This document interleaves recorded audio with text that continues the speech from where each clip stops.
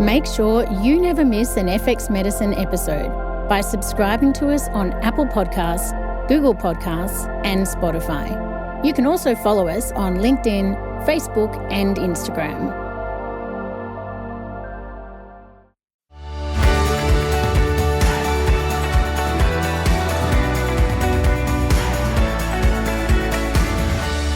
Hi, and welcome to FX Medicine, where we bring you the latest in evidence-based, integrative, functional, and complementary medicine. FX Medicine acknowledges the traditional custodians of country throughout Australia, where we live and work, and their connections to land, sea, and community. With us today is Dr. Brad Leech. Brad is a PhD qualified clinical nutritionist, specialising in chronic autoimmune conditions and complex gastrointestinal disorders. After entering the profession in 2008, Brad has taught and developed subjects at leading universities and conducted research on intestinal permeability, autoimmune disease management, and food-based probiotics. In addition to being an adjunct fellow at the National Centre for Naturopathic Medicine and creating gut and autoimmune disease courses for the public, Brad offers practitioner support through his mentoring program, Brad's Brainiacs. Today, we're going to deep dive into the use of antimicrobial herbs when optimising microbiome health. Now, Brad, I am so excited to cover this topic with you because it's such an important one for all the practitioners working in the area of gut health, which is really all of us.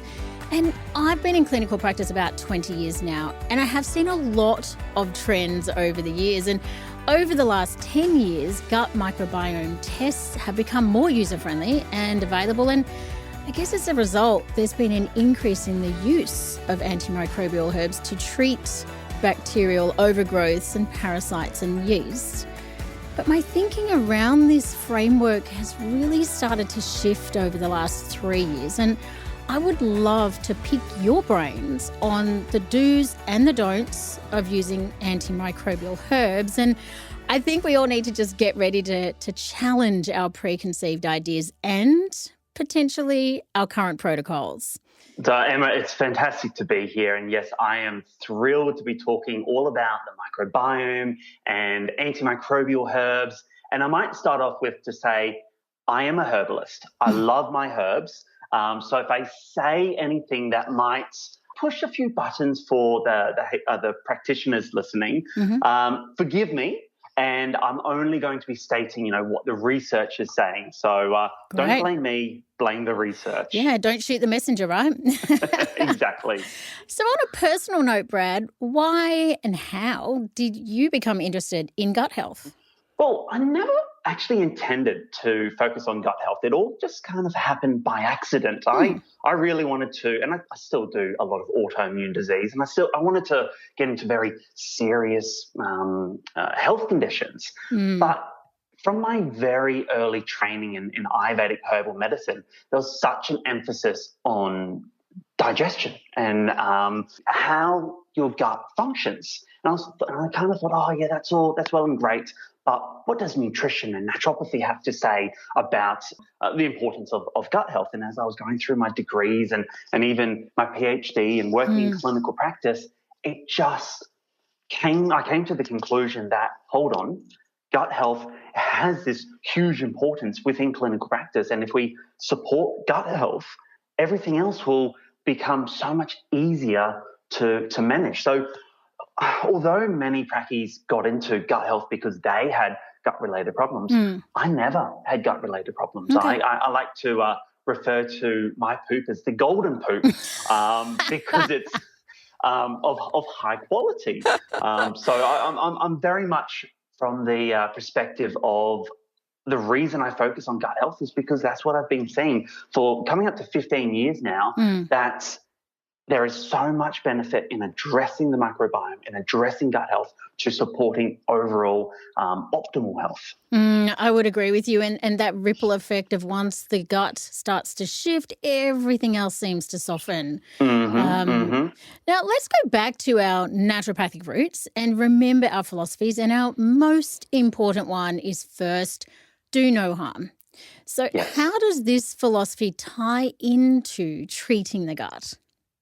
Well, as we commonly say, all disease begins in the gut. And it's one of these concepts of, yes, first do no harm, but we also need to ensure that we're addressing the root cause when it comes around to any pathology or any ailments that the patient is presenting with. I like to think of the analogy of if I was on a quiz show and it was a quiz show about can you link this condition to gut health, I reckon I could link absolutely every health condition there is, some way or another, to gut health. Now, from a very clinical perspective, what I find here is if we address and support gut health first, then everything else becomes easier. I give the example of, let's say, detoxification. Now, within phase 2 and phase 1 liver detoxification, there are so many essential nutrients that are required, so many herbs that are going to be beneficial. But if our gut can't absorb and thereby utilize these nutrients, how are we as practitioners meant to support with optimal detoxification pathways if our gastrointestinal system can't actually absorb the nutrients efficiently? Yeah, a huge problem. It's the missing puzzle piece with a lot of patients, I feel, that aspect. Yes, exactly. Now, just to set the scene for us today and just put us all on the same page, can you explain the difference between a pathogen and a pathobiont? I just want to get the terminology correct so we're all understanding things here. Yeah, and that's a great place to start because some of these terminologies, historically, we've been using them interchangeable, but in fact, they're not. You know, there's a line in the sand to say, well, this is a pathogen and this is not a pathogen.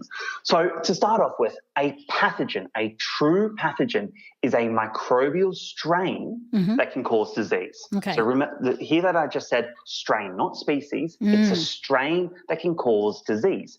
An example of this would be E. coli 0157. That is a strain. So a pathobiont is a microbial species which is associated with a negative health outcome, such as an example of one of these species could be Prevotella cocci or M. smithii or E. coli. They are a pathobionts that is associated with a negative health outcome, so an increased risk of a particular reaction within the body or a particular disease. Okay. Now, there are other terminologies that are worth noting as well.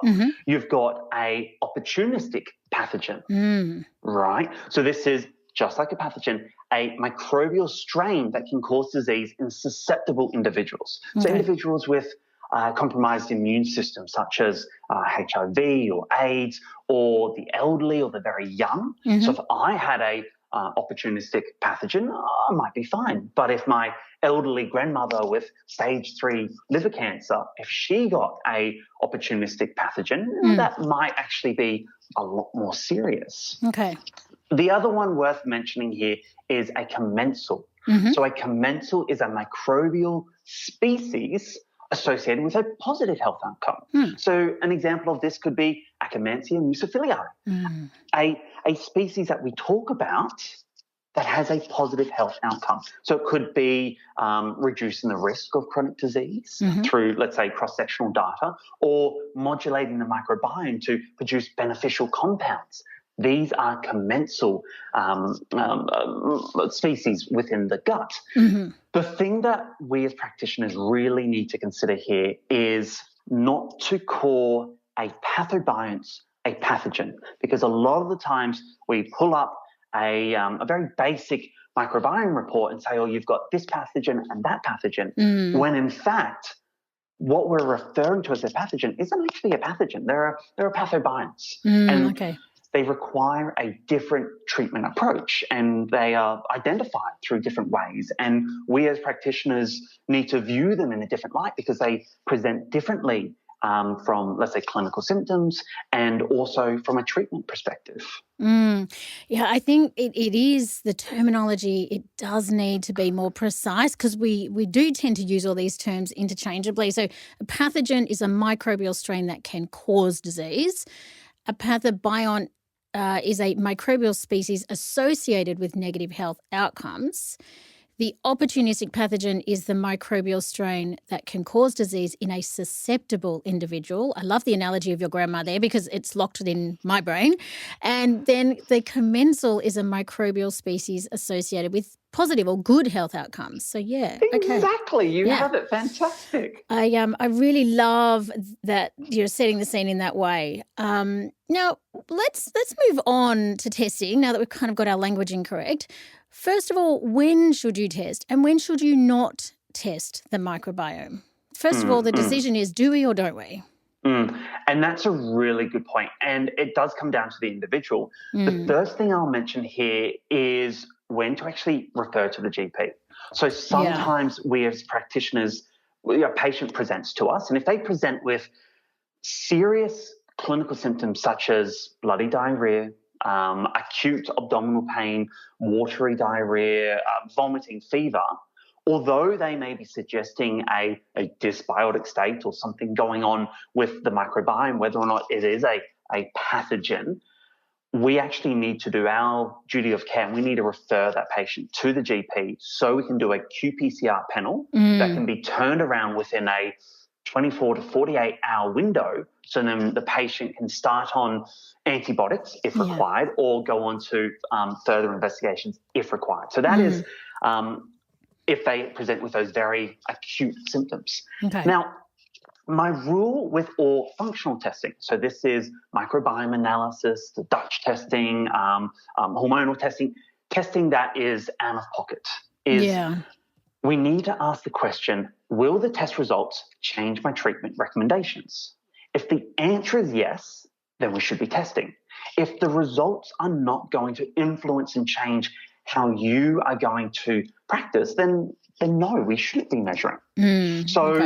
Of course, we have these classic digestive conditions such as bloating and diarrhea, constipation, flatulence, loss of appetite, dyspepsia, nausea, headaches that may be associated with a dysbiotic state, which may justify the need to measure the microbiome.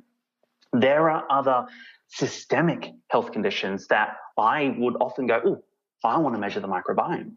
We've got things like hormonal conditions. So when there is that estrogen dominance or that PCOS, maybe endometriosis picture, we're looking at things like beta-glucuronidase. Is there that reactivation of estrogen or drugs within the bowel being reabsorbed? So we're considering that.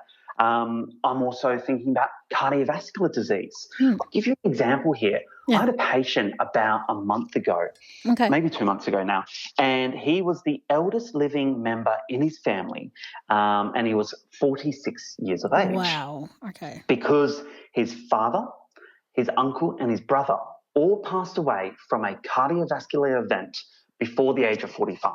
Okay. So he comes to me, and I'm like, all right, let's measure the microbiome.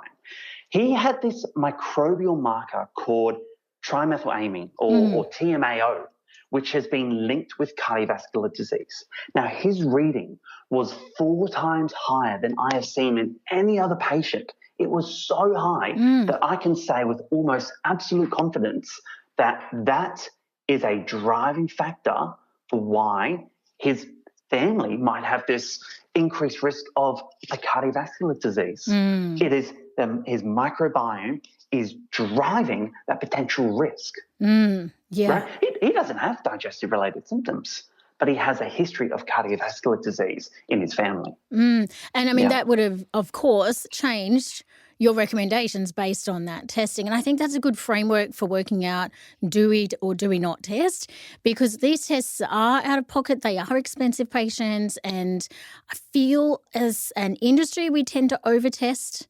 We need to be careful with this. But if the test is going to change your recommendations and you explain it to the patient, then, you know, it's probably an appropriate test to be doing. But can you explain the different types of gut tests available and their pros and cons? Because it is a little bit confusing, really. It's very confusing because it was not taught at university. No. I was not taught it at university. And when I was teaching at university, I didn't, No, in the later subjects at Southern Cross University, I did teach it. But at the other colleges, my earlier years, I wasn't aware of the different methods.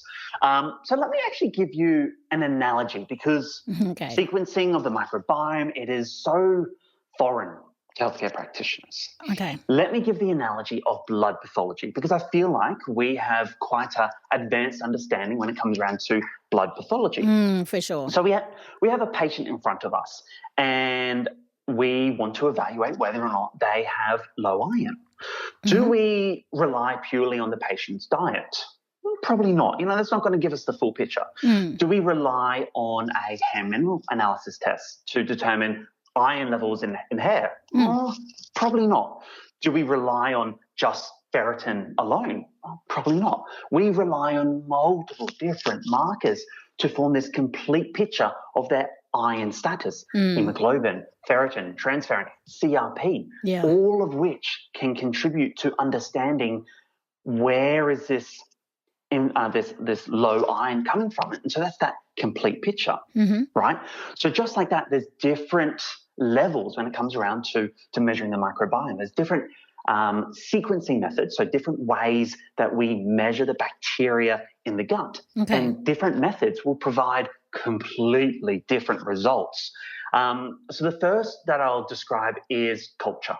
Okay, so that is very simple. That is where we send off a sample, and it is applied to an agar, and it's grown. The problem that faces with culture is only about 5% of the microbiome can actually grow on a petri dish. Okay, so it's not actually telling us the whole microbiome. It's not telling us everyone who's there, and it's not telling us what the function of the microbiome is. It's really just a very limited component. Now, I guarantee you, if you're utilizing culture in practice, you're seeing streptococcus quite commonly, or even candida quite commonly on a microbiome report.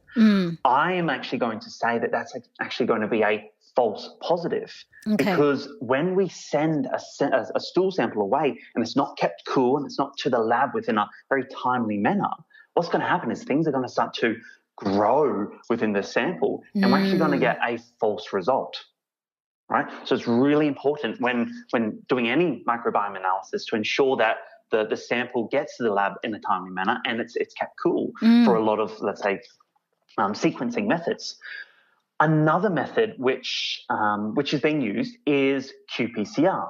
Now, you're thinking, qPCR, that rings a bell. Of course, we've just been through a pandemic, and that was the method that we used to identify COVID, a qPCR test.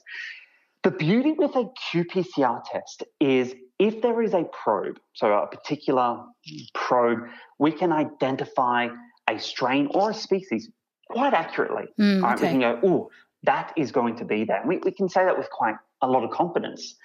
The problem here is a probe. So you need a different probe for different species and strains of bacteria. Each requires a different probe. Thereby, it's quite costly. Now, there are so many different bacteria in the gut.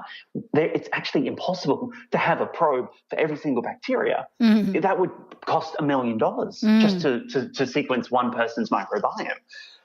The other thing is, yes, it does a really good job at saying, okay, this individual is here, but it doesn't actually give us the picture of the whole microbiome. It just tells us, okay, 20 or 30 different species, okay, it is there. The next up is 16S. Now, 16S, we don't really have access to this in Australia. It's very big over in America and the UK. And it does look at DNA, but it looks at the rRNA, and it can only accurately identify down to the genus level. So remember the hierarchy of when it comes around to looking at bacteria, it goes genus, species, strain. 16S can only look down to the genus level. So it's somewhat inaccurate because it's not going deep enough. Okay? The last method is metagenomics, or shotgun metagenomics. Now, this uses this really unique method to look at the DNA, so the genome of the bacteria, and go, okay, looking at the genome, this is most likely going to be a Akkermansia mucifilii species. great, that's what's going to be there. And because it's looking at the DNA of the genome, it can measure all the bacteria. Right. When in fact, there's so many different species that could be measured, upwards of 28,000 different species could be measured using metagenomics, because it's not restricted by growing the bacteria or having a probe. It just looks at the DNA. Okay. Something that I will note here is a lot of pathology companies will say they use DNA to measure the microbiome, but it's misleading. It really needs to say metagenomics. Right. So it's that, once again, going down to the terminology and getting the accuracy there, and being careful which test we are doing. Yeah. Exactly, because different tests will provide completely different pictures and will drastically change how you treat the patient. Okay. Well, that was a really good explanation of the pros and cons between culture, PCR, 16S, and the metagenomic. And because it's a bit mind-boggling with this stuff. It's very technical, so thank you for distilling that so easily for us lay practitioners out here. Now, in relation to microbiome testing, there's a couple of terms that I want to reference and get your explanation on, and that is diversity and richness, because they kind of sound like the same thing. They're very similar. So there is a difference. So microbial richness actually measures the number of species in a sample. Okay. I want to put this into perspective for you. On average, there's anywhere between 110 to 244 different species in an individual's sample. Okay. Now, the mean average is going to be 176. Right. Okay? Let's put this into perspective. At the beginning of the podcast, I referred to as my gut as the golden poop. And I say the golden poop because I've got over 250 different species in my gut. Now, I grew up on a farm. I've never taken antibiotics. I was breastfed. I was born vaginally. All these key things that we're looking for a healthy microbiome. Okay. So let's say, that 250, that's great. That's fantastic. I have patients who have fewer than 100 species. I once had a patient that had 20 species of bacteria in the microbiome. Goodness. 20. Yeah. Now, when you look at these 20 species, the vast majority, 80% of them, were pathobionts. They were negative species. So, their microbiome was completely kaput. Yeah. Now, I did just say that I have a golden poop of 250 species. But I read an article just 2 months ago that showed that over in sub-Saharan Africa, where it's the most diverse microbiome, their stool samples on average have got 750 species. Wow, mind-blowing. My goodness. I think we have a long way to go. Maybe the amount of EMF I'm exposed to, and maybe eating out, and maybe some inflammatory oils are actually impacting my microbial richness. That's the number of species. Next, we have microbial diversity. Now, this is a combination of two different markers: a combination of richness and then also evenness. So it takes into the account how many are there and the evenness, so whether or not there's 10% relative abundance, or whether or not there's a Prevotella coprii dominant gut where there's 20 or 40% of the microbiome is of that one particular species. So it utilizes this concept of a Shannon index. So a Shannon index is a very accurate way to take into the account the richness and the evenness to provide us with a score that is used within the literature, which is used within microbiome testing to go, okay, this is your score, your Shannon index. So upwards of that 4.5 is really a good place to be. Once you start heading down to that 3.5, that's really going to be indicating that it's not ideal.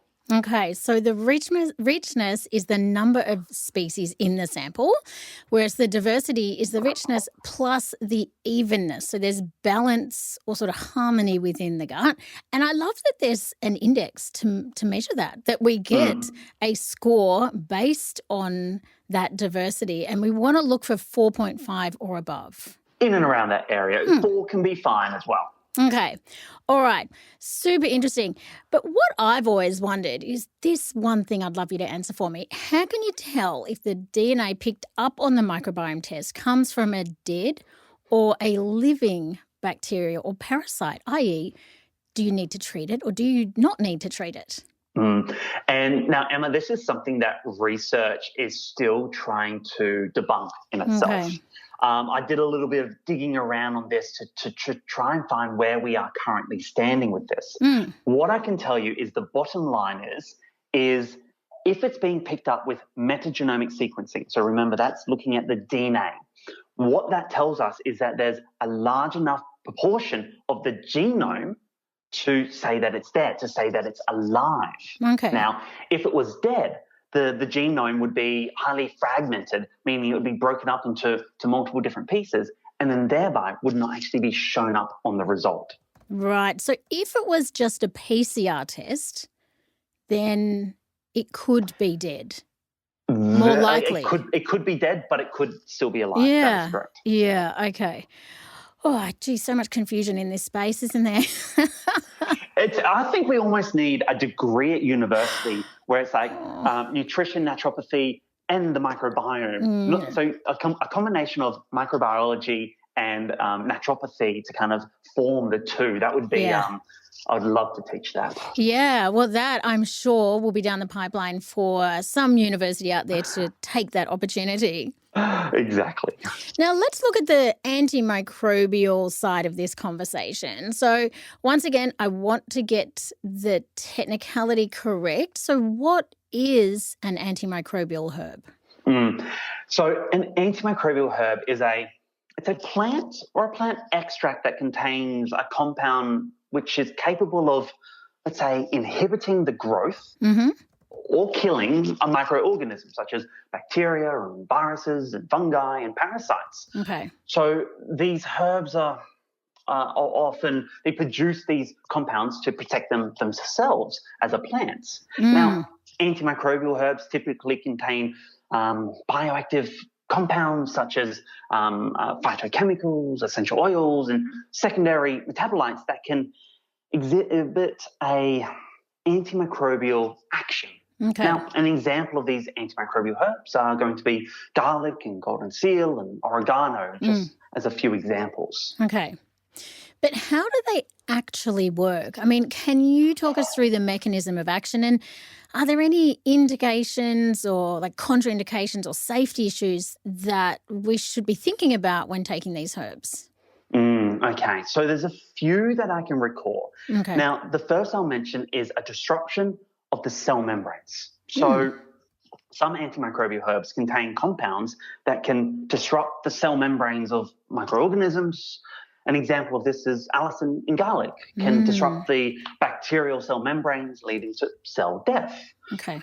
Another example is certain herbs can interfere with metabolic processes in these bacteria and parasites. Okay. An example of this could be berberine, found in golden seal, can inhibit the enzyme that is necessary for the microbial energy production, right? Okay. In time, Tylenol, I think it's referred to, can actually inhibit the enzyme involved in microbial growth as well. Right. So really interesting. There's so many different actions it could have. Yes. Now, in relation to interactions, each and every herb will have their own unique potential interactions, whether it's with breastfeeding and particular medication and pregnancy.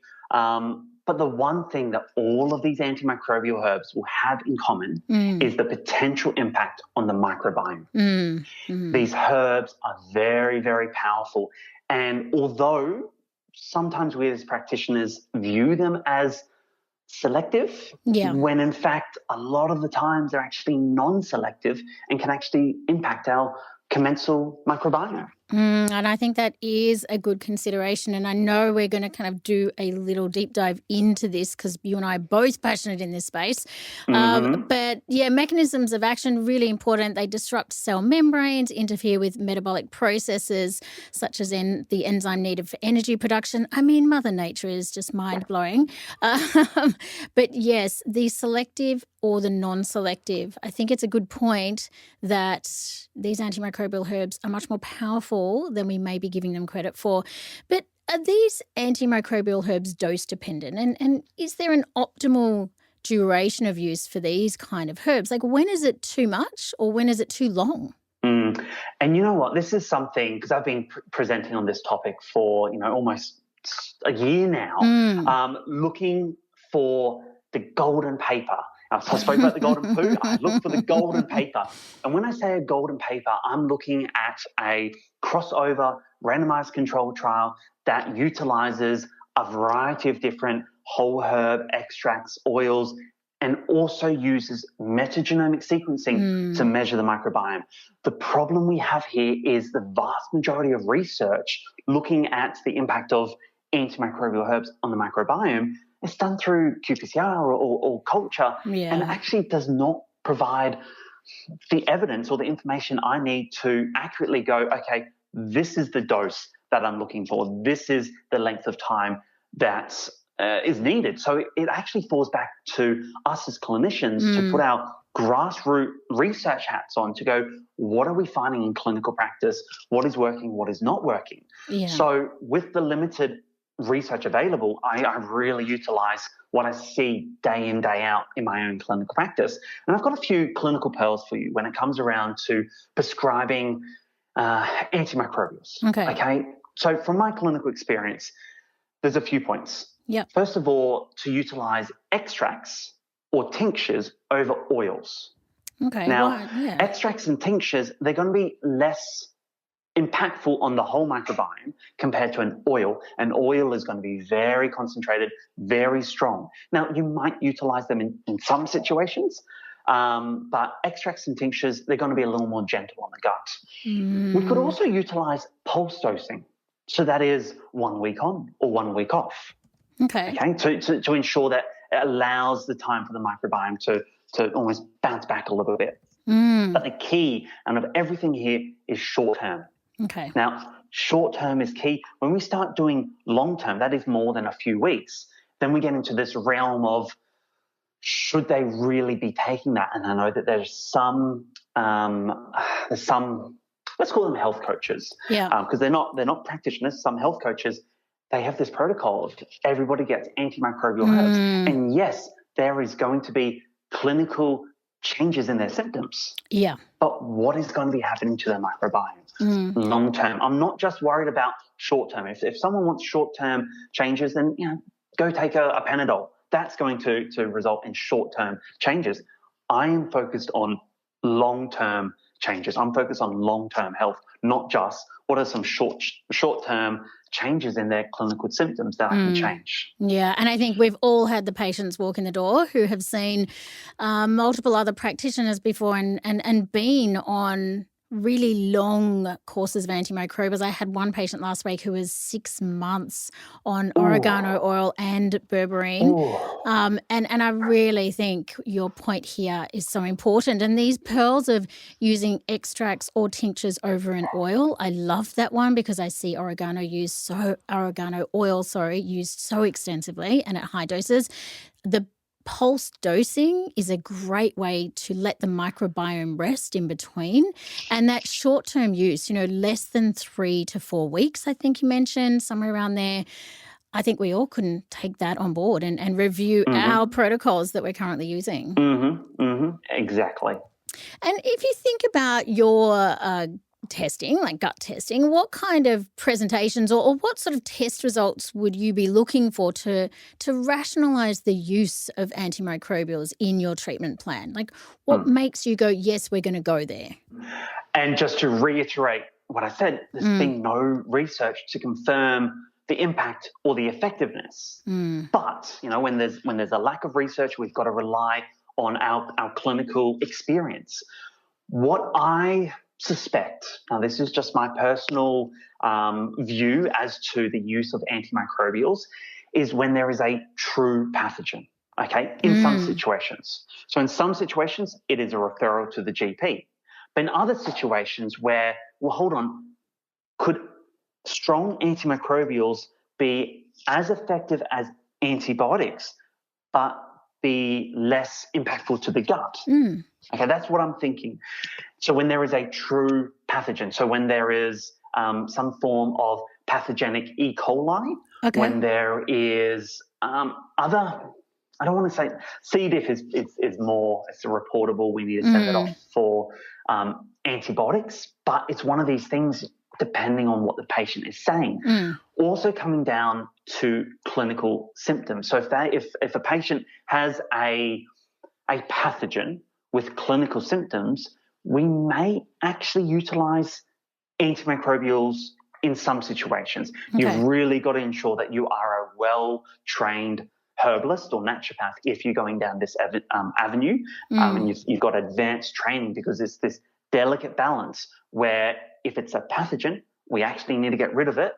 We know that some antibiotics will get rid of it, and if we're very confident that these antimicrobials can do the same job without causing further harm, and we're well trained, then yes, in that situation. Okay, all right, some really nice guidelines there. And let's sort of pick your brains a little bit more. What are your key go-to antimicrobial herbs? And, what's the evidence for these, whether it's traditional or scientific? Like, what do you see working well in clinical practice?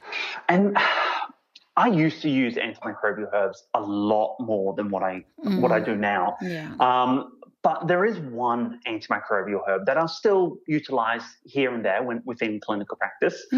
And that is going to be pomegranate extract. Yeah, nice. All right, because it's going to be more selective than others, and it has actually been shown to be a somewhat prebiotic to actually support with bifidobacterium species. So if I had to use an antimicrobial, I would be going down the avenue of pomegranate husk extract. Okay, I love that. That's a very nurturing framework there, Brad.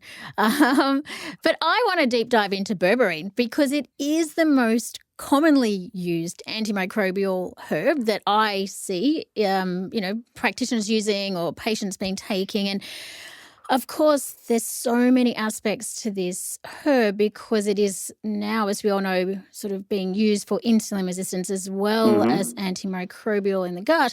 But first of all, let's look at the impact that berberine, as the herb that we're talking about, has on the rest of the microbiome. And the question I have is, can you actually protect the rest of the microbiome and still eradicate these microorganisms that you want to get rid of? And this is a great question. So believe it or not, we've actually got research on berberine. So we've got great research using metagenomic sequencing on the impact of berberine on the whole microbiome. So berberine, it's a compound found in philodendron and golden seal and other herbs. And what these research studies showed, so they were about 3 months and they utilized around that 500 milligrams twice a day of berberine extract. So it's on the higher dose. Okay. What they actually found looking at before and after on the impact on the microbiome is that taking berberine supplementation increased hexa-LPS within the microbiome and reduced bifidobacterium, but it also reduced butyrate-producing species in the microbiome. So having this understanding of, this antimicrobial herb can have this type of impact, what can we do to protect the microbiome? Yeah. So I have my 4 rules when it comes around to using antimicrobials, and that is test, reflect, protect, regenerate. Great. Okay? We're going to have to deep dive into these because I need to know all the clinical pearls out of each of these. I love that you've got a framework for us to work with. So, yeah, let's do it. Okay, so when I refer to these 4 rules, test, reflect, protect, regenerate, I'm referring to testing the microbiome. So when we test the microbiome, we've got a better understanding of who's there, what they're doing, and what type of action we're trying to achieve. are we utilizing an antimicrobial herb because there is a pathogen? Or should we be doing another treatment for a pathobiont? So testing the microbiome. Okay. The next one is to reflect. And this is where we take a step back from the research, take a step back from the microbiome results and reflect on the patient. What are they saying? How are they feeling? What are they coming to you for? Looking at them as an individual. So really reflecting on the patient. So then you know that you're writing a prescription for them, not just writing a prescription according to their microbiome. Yeah, nice. Yeah. So reflecting them. Next, we have protect. So this concept of protect, I almost developed it in response to this research on berberine, because I'm like, well, hold on. Berberine's being used. These antimicrobial herbs are being used. What can we do as practitioners to protect the microbiome so then when these antimicrobial herbs are used in some situations, there's going to be a less detrimental impact on the whole microbiome? So there's a number of different things that we can co-prescribe. The first I'll mention is, let's say, resistant starch. Yeah, beautiful. The reason I say resistant starch is because resistant starch will feed up butyrate-producing species. So if antimicrobial herbs reduce butyrate-producing species, we just need to feed them up. We need to protect the microbiome, so feeding up those species. Next we have is GOS. Okay, so galacto-oligosaccharides. And this is a really interesting one. So we mentioned earlier about pathobionts and how treating a pathobiont is actually different to treating a pathogen. So let's give the example. If somebody had a high pathobiont that produces hexa-LPS, so particular species such as E. coli can be contributing to hexa-LPS. Klebsiella pneumonia can be contributing to hexa-LPS. If there are these elevations in pathobionts, then we can utilize GOS because there's been some research to show that supplementing with around that 3 to 4 grams of GOS on a daily basis for about 2 to 3 months can actually reduce the species known to produce hexa-LPS. Great. Which is absolutely mind-blowing. So this GOS falls into the category of protecting the microbiome. Yeah. Because as I mentioned earlier, the berberine increases hexa-LPS, or these species known to produce hexa-LPS. So if we co-prescribe GOS, potentially this will mitigate the impact. Okay. When you say co-prescribe, do you mean at the same time, on the same day, on different weeks? At the same time. So I would potentially, depending on their microbiome, start off with the resistant starch, the GOS and others, and then bring in the antimicrobials, co-prescribe, so, in the same day, doesn't need to be at the same time, and then continue on thereafter the antimicrobial use. Okay, great. Thanks for clarifying that. Okay. The other one that falls into protect is HMOs, so human milk oligosaccharides. They're a type of prebiotic that can feed up beneficial bacteria while preventing pathogenic and pathobionts from adhering to the wall of the small intestines and the large intestines. So it's one of these great ones to be co-prescribing. It almost protects the microbiome. Very similar to SB. So we know when we go to Bali, we always recommend, take some SB, some Saccharomyces boulardii, because that's going to prevent travelers' diarrhea and so forth. I'm almost doing a co-prescribing in that situation, SB and HMOs, to further support and protect the microbiome. I love we have so many strategies in the protect section. This is great news. It's much easier and more beneficial both for you as the practitioner and for the patient to protect the microbiome than to regenerate the microbiome. So that brings me on to the last stage, regenerate. And that really comes down to fiber. Okay. Now, there's so many different types of fiber, but having a diverse diet, fermented foods, incorporating diversity of different types of fiber in the diet will ensure that we're going to regenerate this microbiome. So eating a rainbow, eating every part of the plant every single day, eating a variety of different fruits and vegetables, nuts and seeds will go a long way to regenerating the microbiome. I love that. And you know, I love the whole food as medicine aspect of being a naturopath. So that's just like music to my ears. So really, yeah, the ability that we have as clinicians to really play that protective role in our patient's microbiome, I think has been underestimated to date. And we've maybe been focusing on the kill approach, but this is a very, as I mentioned, very nurturing aspect and way of looking at supporting our patient's gut microbiome. Exactly. And it comes down to the concept of first do no harm. Yeah. And I love that the reflect side, which is, you know, going back to our roots, which is actually looking at the clinical signs and symptoms and what is our patient looking like, telling us, feeling, is so critical in this whole entire picture. Exactly. Now, a couple of things I wanted to ask. I know we're almost out of time, but I wanted to just ask if you can share with us maybe the most common pattern you see on microbiome test results. When it comes around to, let's say, chronic disease, there's two main things that I'm seeing in a lot of patients with chronic disease, and that is that low diversity and richness. So you're seeing a lack of species or a low Shannon index.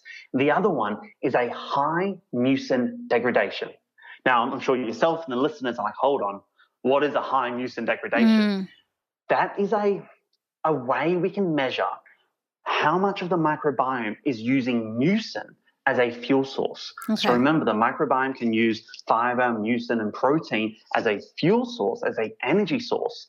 When there is too many species utilizing mucin as a fuel source, what can happen is a compromised barrier, gut inflammation, because this mucus layer is protecting our gut. And when there's too many species eating that as a fuel source, that's going to lead on to food sensitivities, intestinal permeability, gut inflammation, and those very clinical pictures. So really, those are my two: diversity, richness, and also a high mucin degradation. So those are key species utilizing mucin as a fuel source. A really interesting insight there. Thank you. And obviously, when we're working with gut with our patients, sometimes it's a really important part is how do we actually counsel our patients on what changes to expect with a treatment protocol. And we want them to adhere and get great results, but how do we help coach and counsel them on the way through or to set their expectations? What tips can you share with us? So because there are so many different types when it comes around to what a microbiome will look like, it's really important to tell the patient to say, based on your result, I'm not sure what I'm going to be prescribing. It comes down to what does your microbiome say? And depending on the result will really determine treatment direction. There are hundreds of different recommendations we can be giving our patients, but it really comes down to which are going to be the most important based on their microbiome. So telling the patient to say, hey, we very well could be changing up your supplements, we could be changing up your diet, we could be doing different lifestyle strategies, but it comes down to what does the test say and how do we apply the results of you as an individual to the test results. Okay. Goodness me, so much to learn in this episode, Brad. I know you're such a favourite on the podcast and there's plenty of reasons for that. So thank you for joining us today. Emma, it's been an absolute pleasure and I look forward to chatting with you again in the future. Great. So some key points that I've taken today, there's been many, but off the top of my head, I think looking at the judicious use of antimicrobial herbs, and that could look like aiming to utilize extracts and tinctures over an oil. We could do some pulse dosing, 1 week on, 1 week off. We could limit the time, like having shorter periods of time for our patients on these antimicrobial herbs, and considering your 4 rules of test, reflect, protect and regenerate. And knowing that the research is clear that doses like 500 milligrams of berberine twice a day does have a detrimental effect on the microbiome. So we need to be careful with what we're doing here. Fantastically summarised, Emma. All right, Brad, enjoy the rest of your day. All right, bye-bye. Thank you everyone for listening today. Don't forget, you can find all the show notes, transcripts and other resources from today's episode on the FX Medicine website. I'm Emma Sutherland. Thanks for joining us and we'll see you next time.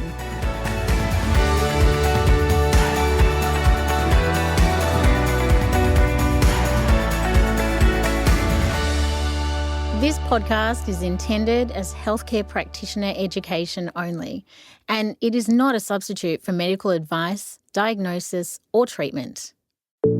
If you enjoyed this episode, please take a moment to give us a rating and review on Apple Podcasts, Google Podcasts, Spotify, or wherever you listen to FX Medicine, and share us with your family, friends, and colleagues.